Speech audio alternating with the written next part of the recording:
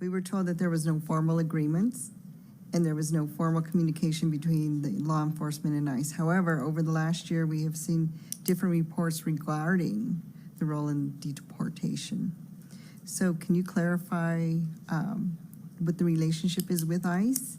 Thank you. And if we could just add to that request that we get a copy of any formal contracts, procedures, if there is no formal contract, what that looks like. Because when we have individuals on the campaign trail saying that they're responsible for the deportations of thousands of individuals, but that this body testified in Assembly Government Affairs in the 21 session and said that they played no role, that there was no interaction, there's clearly some miscommunication. I want to identify exactly where that is, because it's unfair to this committee that this department can come to this committee and say one thing is occurring, but we're hearing a different thing from our constituencies. We're hearing a different thing on the campaign trail.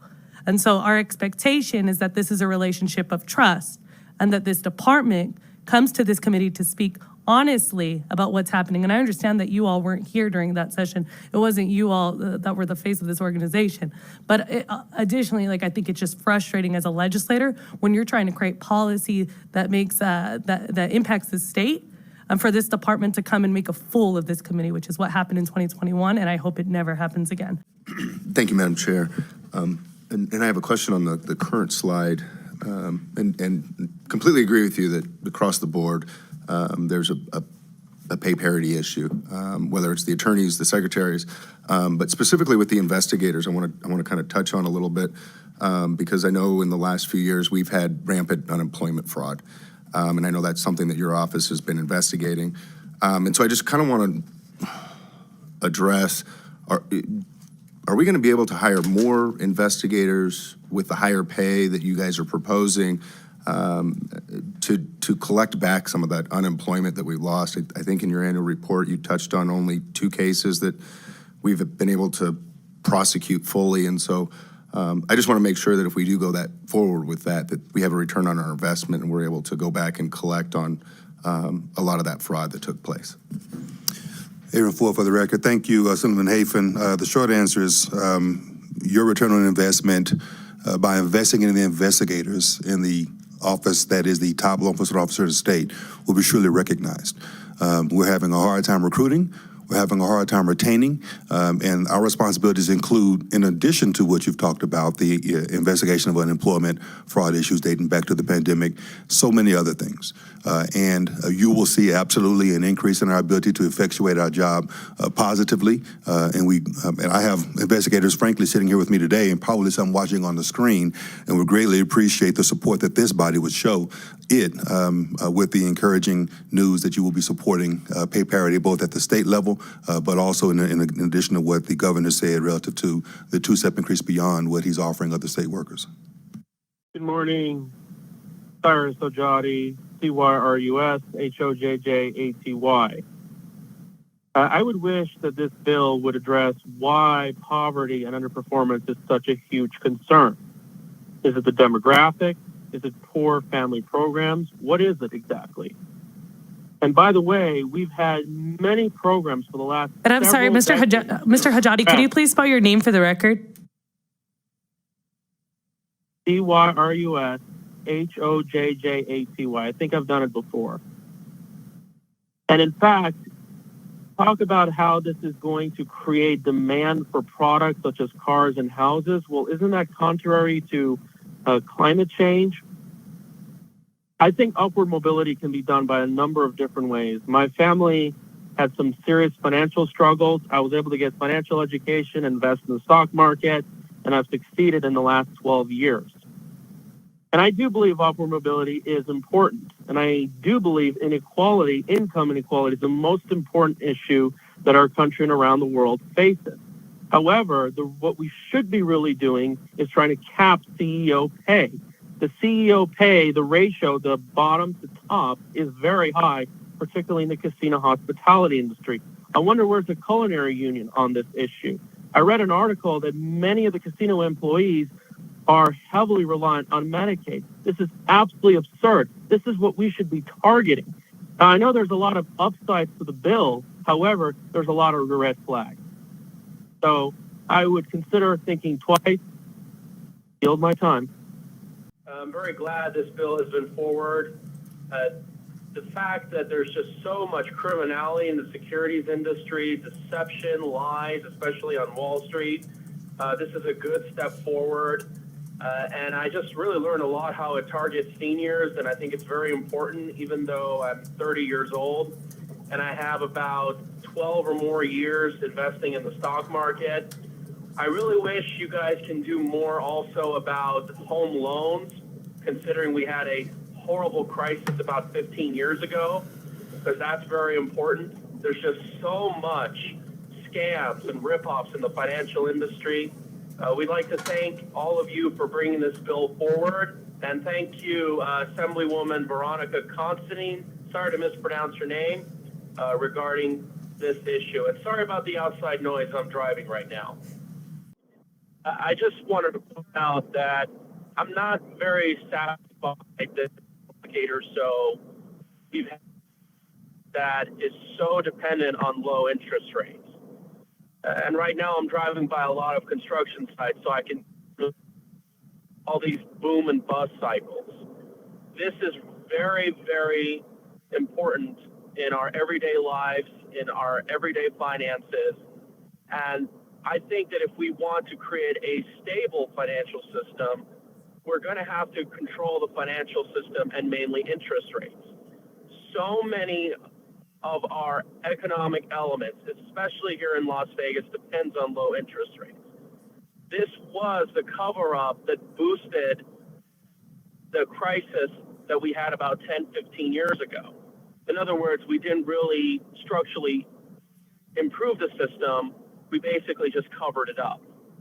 And if we are seeing interest rates rise now, it's really starting to shake a lot of things up, namely the stock market, housing sales, and et cetera.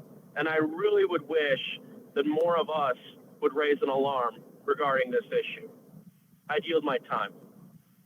There are some pretty bright spots about this bill. You know, I agree that bullying and conflict should be lowered. I've been victims of bullying before, including of my background. However, this does not address the heart of the problem.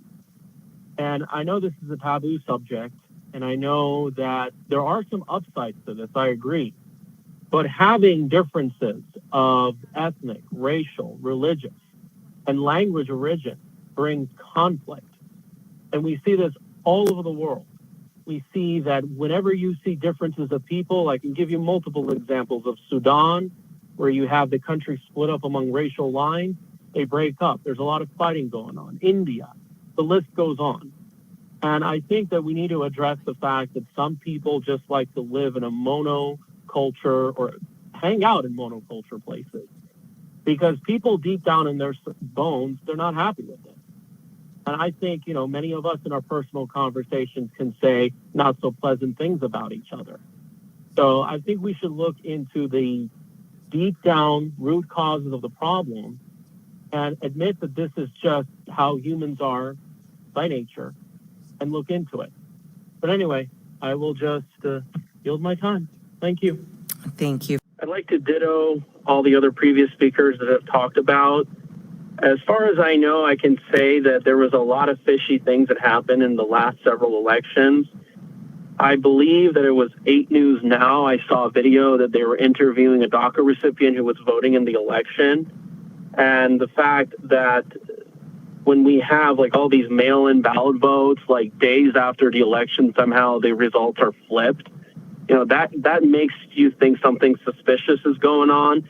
And to those who believe that these elections are very safe and secure, I'd like you all to start with the fact that whether or not that these so-called COVID measures, the masks, the lockdowns, and especially the vaccines really work. Because if you can prove that all this stuff works first, then I think we will certainly believe the truth about the elections. And I do think January 6th was a serious issue, but we should also be concerned and have accountability of the 2020 riots that took place, because I filmed them. I was there in downtown. Other than that, thank you so much, and please just do some rewording. Yield my time. 18-year-old can put his life on the risk by joining the military and buying property, then they should have every ability to get cigarettes. In fact, going back to the presentation, some states still have the same policy as Nevada, but the results are much different. The culture and lifestyle in this state is considerably different. And as I've seen, at the federal level, it's been raised to 21. But yet we see that there's no significant effect. Correct me if I'm wrong. For over several decades, we've had the alcohol age at 21. Has this significantly reduced alcoholism? There's no evidence of that because we've seen that the rates even above 21 have come down. All this is going to do is it's going to create a black market, encourage people to get more fake identification, and not to mention, many of you who advocate of raising the age of not just cigarettes, but even firearms to 21, want to give 16-year-olds the right to vote. And why stop at tobacco? We can go after junk food, pharmaceutical drugs. I mean, I've read articles where they want to push these vaccines to people who are toddlers. And in the last 20 to 50 years, we've seen tobacco use go down. I personally have never smoked tobacco, never vaped, hardly ever do any of these addictive things. And I think the best solution is for self-education. As a matter of fact, I've lived here for almost 6 years in this state, and I've never gambled one penny of my money in this state. That's right. Thank you so much. Yield my time. All I have to point out is that if you're not really a fan of all this resource extraction and all this resource consumption and everything else, and I think I've mentioned you this before, the real source of the problem, to starve the beast, is to go after the credit financial system. If it weren't for loans given by the Federal Reserve and Wall Street, much of the demand for mining resources, as well as lumber for home building, which is a huge part of our economy, gasoline, the list goes on, would not exist. Now, I'm curious to know that why haven't any of you, I could be wrong, have talked about restructuring our financial system after the crisis that happened 15 years ago. Most people are not able to buy products from their pocket. A lot of it is loans. And that is running of our economy. And sadly, that is what pumps this entire national and global economy, Las Vegas disproportionately.